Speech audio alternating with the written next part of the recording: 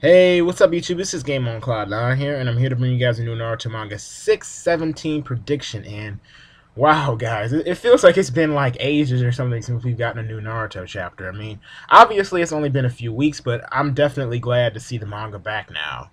But if you look on the positive side of things, I guess you can say that breaks actually can be somewhat good. And I know a lot of you guys probably out there just had a confused face by me saying that. And the reason why I said it is because breaks give you time. Of course, the manga gets their rest so they can gather their thoughts or whatnot when they get ready to come back. And not only that, but you can actually, the anticipation of waiting for a new chapter, gets you to have more of an appreciation for what you're reading. At least for me. So coming into this new Naruto chapter of 2013, my excitement was a lot higher. I was looking like, dang, finally we get some new material. And I appreciate the chapter a lot more than just, I guess, one weekly chapter that you just normally get. So I think it's very important actually sometimes when you come into the new year, especially when I noticed from, Naruto, Bleach, One Piece, that they have like a pretty, at least a decent chapter coming in the new year because they kind of can give you an idea of what maybe to expect, for the maybe not the rest of the year, for a good chunk of the year. And I think the Naruto chapter started off on a pretty good note this year because, of course, we had Sasuke make an appearance on the front page. He had his own little color page, of course, and honestly, I love the whole color layout for the cover page. I mean, we had Naruto, Sakura, and Sasuke in these samurai outfits. I mean, Sakura looked a bit weird in a whole samurai gear, but I did like the whole samurai theme to it. And now that Sasuke, we see him in the Leaf. It kind of took me by surprise because I was thinking maybe he was gonna go to where the sages reside or something like. Remember how there's like supposed to be three sage places? So I was thinking he's gonna maybe go to the third place, like Shikotsu Ren or something like that. So I don't mind him going to the Leaf too much because now I'm thinking, okay, gives it now finally we have an idea that, or we can kind of figure out a little bit more about who or where these people who know everything are actually at, what they're doing there and who they are. A lot of people now I know are assuming that they're the elders. Of course, there's also a good chance that the Kages could actually, like the former Hokages, could actually be the case, and maybe somehow they're going to break the Reaper Death Seal. Although it's kind of confusing how they're going to do that. I don't know if maybe Sasuke, like Orochimaru, is going to tell Sasuke how to break it or something like that, because obviously, if Orochimaru knew how to do it, then he would have done it himself. So I mean, Sasuke would have to do it, or find like he would have to figure out a way for Sasuke to do it. Because I'm like, it actually really wouldn't make any sense if Orochimaru did it himself. But yeah, so I mean, it started off on a good note. Of course, seeing them in the Leaf, I saw how the Leaf actually looked like it's been built up a lot more.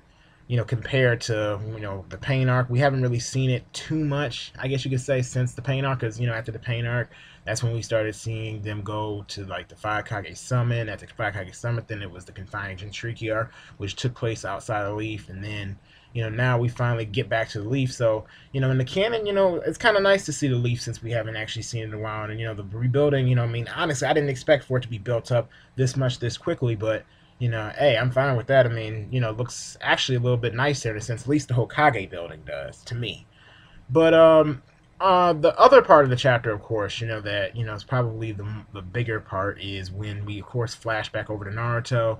Oh yeah, and by the way, we all know Sasuke is going to be getting a new power up because, well, of course, Naruto, he can sense Naruto's chakra and how powerful it is, and it's actually really starting to bother him. So maybe Sasuke will actually go ahead and start doing some sage training or something like that. Because I mean, obviously, he has the EMS right now. Obviously, his Susanoo is going to grow, but I don't think Kishimoto would actually go ahead and mention Shikotsu Ren and bring that into the story, like during the whole deal with Kabuto, without maybe somebody actually visiting there and maybe training up. And it would make, I could actually see Sasuke becoming a sage since Orochimaru was a sage, Jiraiya is a sage, and it would make sense that Naruto's a sage, then maybe Sasuke would be a sage. The whole yin and yang thing, the whole battling with odds. So I definitely could see Sasuke going there, training to learn and like the sage techniques of Shikotsu Ren, and maybe actually like strengthening his Susanoo through that method. Who knows? That's just a little idea I have in mind that maybe possibly could happen. And of course, there's also that scroll with that big old weapon or whatever jutsu that he has in there. But on to the more important parts of the chapter. We had, of course, Naruto and the like, pretty much fighting against the Ten Tails like usual, the same old stuff over and over again.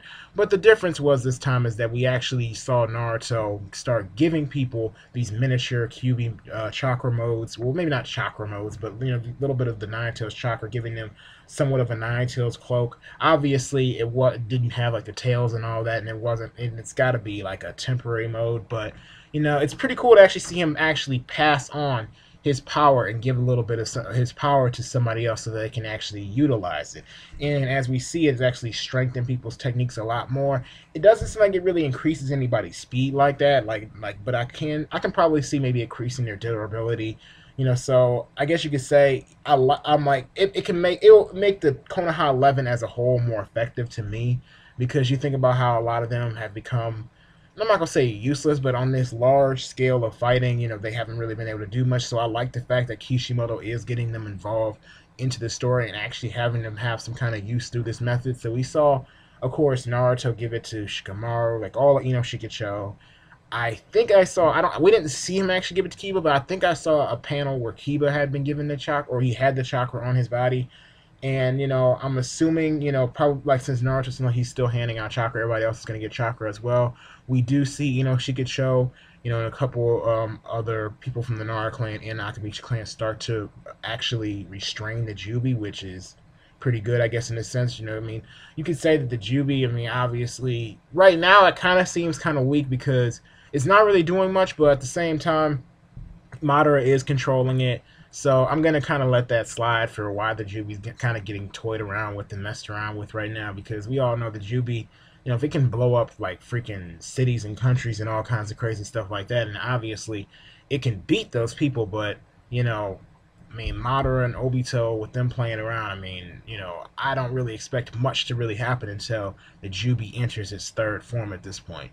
But another part of the chapter, of course, after they try to restrain Jubi and do that whole, Shikachou formation, we also get to see a panel or a few panels with the flashback back to when Shikaku and Inoichi, of course, were talking with Shikamaru and Ino.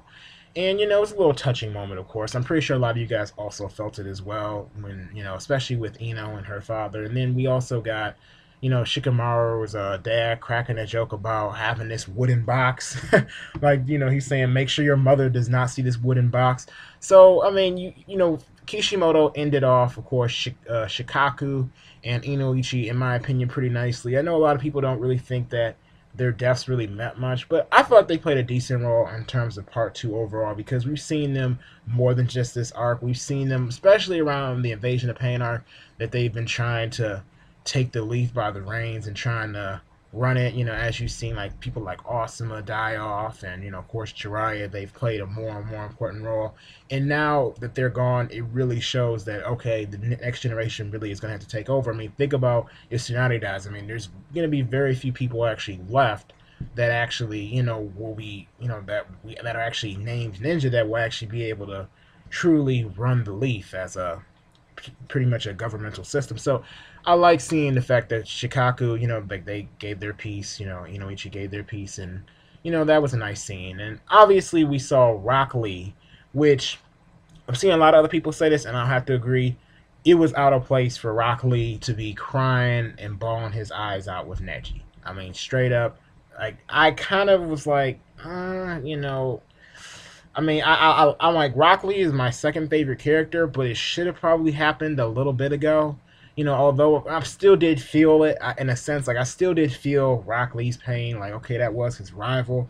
That was probably, a close friend to him. They fought in combat together, but I actually at one point in the chapter was thinking that Rock Lee may have actually started, like maybe actually opened up the eighth gate. So I was wondering, oh shoot, is Rock Lee about to die? Especially when you saw like 1010 standing around him, saying Lee, and you had a guy giving him that speech about, Neji will always live inside our hearts, and you had Lee trembling. I was thinking like, oh shoot, is he about to go into the eighth gate? But I mean, obviously that wasn't the case. But we did see Obito give his repetitive speech about, this is how I've been made. You guys turn me into what I am.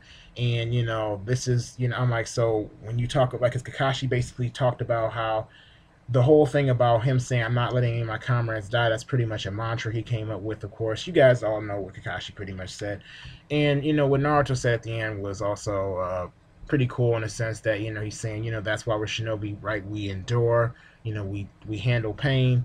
And he was saying that Neji, of course, will always live in our hearts. So the ending to me, overall as a chapter, was I think it was a pretty decent chapter. My only thing is that I feel like the chapter started off strong, but I felt like it started to slump over towards the end. I mean, I like, as far as coming back for a few weeks. I mean, I did really enjoy it, but the ending is what kind of to me was lacking a little bit. Because I expected maybe more of a more oomph to the ending. You know what I mean? Like a better cliffhanger. But it kind of felt like the same speeches we were getting back and forth between Naruto and Obito. And I kind of feel as though Madara and Obito need to start really accomplishing something. I mean, I feel like it's just been this constant power struggle between Naruto, Madara, and Obito. And don't get me wrong, I love power struggles. I love, I mean, I don't have a lot of issues with this fight, but at the same time, I feel like certain scenes are dragging out too much in that Kishimoto is kind of putting in certain sayings or certain words sometimes to just fill in spaces. I'm not saying that none of that need to be said, but some of it, I mean, you could either save for later, or he could have said earlier on into the fight to me. So, I don't know, like, I kind of wasn't really feeling the ending that much. But as for next week, though, it still doesn't take away from the hype, because Sasuke, to me, really made the chapter, seeing him for, like, even though it was, like, for 2 pages, seeing him in the leaf, wondering what he's going to actually do, obviously. I'm thinking that next week, I don't think we'll see Sasuke next week. I'm thinking maybe the week after next week we'll probably maybe see Sasuke, because I think Kishimoto is going to start to kind of carry us over to Sasuke's side a little bit, kind of, slowly move us towards that, since we did get a pan over to Sasuke. I mean, obviously, now that he's in the leaf, we're probably going to see him a little bit more often now, because I doubt, he would just have him there and have us not see what the character is actually doing. And whatever they're doing obviously is going to be somewhere around in the leaf. So I'm thinking, yeah, probably next week it'll probably be more of a focus, of course, with the whole Ten Tails stuff. Maybe the cliffhanger of next week, the Ten Tails will start to go into its third form of thinking. So they'll probably start to actually maybe, like truly put the Jubi down for a little bit. Probably, I'm thinking maybe towards the middle of next week, and probably that's probably gonna be the main focus of next week. I'm thinking they're probably actually their plan is gonna be successful for second, obviously. The third form is probably gonna be the cliffhanger, and I'm thinking that Shikamaru, obviously, since his dad told him, look, you're gonna have to come up with a new strategy in case I don't make it. So I'm pretty sure that's probably what's gonna be the focus of the upcoming weeks. But I'm thinking the week after next week we'll probably maybe get a flashback over to Sasuke for a couple seconds or whatnot, just to see what they're doing. And that's pretty much what I'm thinking is going to happen. I mean, you guys can leave your thoughts as far as what you think is going to happen, but this week's chapter to me had a nice flow, except for the ending. I felt like it lacked a little bit. So I hope you all enjoyed this video. Please don't forget to rate this video. So if you liked it, you can put a thumbs up, and if you didn't like this video, you can put a thumbs down. The choice is yours, guys. Also, don't forget to go ahead and subscribe to my channel if you enjoy my content and you would like to see more. Anyway, thank you for watching, guys, and I'll see you later.